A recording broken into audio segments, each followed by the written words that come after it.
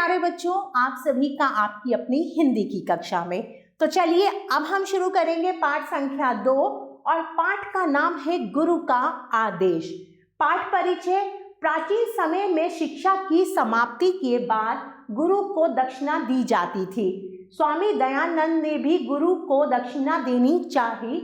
उनके गुरु ने गुरु दक्षिणा में क्या मांगा, आओ पढ़कर जाने। शिक्षा समाप्त होने पर दयानंद अपने गुरु विरजानंद को गुरु दक्षिणा भेंट करने पहुंचे। गुरु विरजानंद, दयानंद क्या लाए हो मेरे लिए? तो दयानंद क्या कहते हैं, गुरुदेव थोड़ी सी लौंग लाया हूँ। विरजानंद, मेरे घोर परिश्रम का क्या यही पुरस्कार है? तो दयानंद कहते हैं, मैं अकिंचन सन्यासी हूँ, यह लौंग भी मैं भिक्षा में लाया हूँ। मेरे पास ही क्या है जो मैं आपको भेंट करूं? फिर दयानंद कहते हैं, गुरुदेव यह सेवक तन मन से आपके चरणों में अर्पित है। आपका जो आदेश होगा मैं उसका पालन करूंगा। दयानंद की बात सुनकर गुरु विरजानंद हर्षित हो उठे। उन्होंने दयानंद को आशीर्वाद देते हुए कहा, क्या कहा? चलिए आगे देखते हैं। विरजानंद, भारत में कुप्रथा और पाखंड का बोलबाला है। अज्ञान, अंधविश्वास, अशिक्षा, मिथ्या मत मनांतर से लोग पथ भ्रष्ट हो रहे हैं। तुम जाओ, लोकहित कामना से सक्रिय हो जाओ। मानव सेवा और देश सेवा के रूप में जो कार्य तुम करोगे वही मेरी दक्षिणा होगी। गुरु के आदेश से स्वामी दयानंद ने जीवन पर्याप्त दृढ़ संकल्प के साथ ज्ञान, सदाचार, वैदिक धर्म, स्वाभिमान और स्वतंत्रता की ज्योति प्रज्वलित की और देश में व्याप्त अंधविश्वास और पाखंड को दूर किया। इस पाठ से हमें यह शिक्षा मिलती है, गुरु के आदेश का पालन करना चाहिए। तो प्यारे बच्चों, इस पाठ के माध्यम से आपको क्या शिक्षा मिली? गुरु के आदेश का पालन करना चाहिए।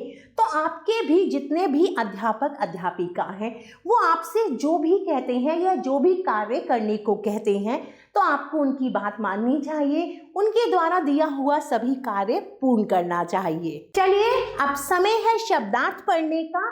घोर परिश्रम का अर्थ है कठोर मेहनत। अकिंचन, जिसके पास कुछ ना हो। हर्षित, प्रश्न। पुरस्कार, इनाम। आदेश, आज्ञा।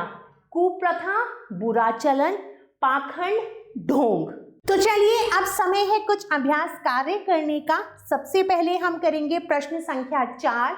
सही कथन पर सही तथा गलत कथन पर गलत का चिन्ह लगाइए। दयानंद अपने गुरु को गाय भेंट करना चाहते थे, यह कथन गलत है। दयानंद गुरुदेव के आदेश का पालन करने के लिए तैयार थे, यह कथन बिल्कुल सही है।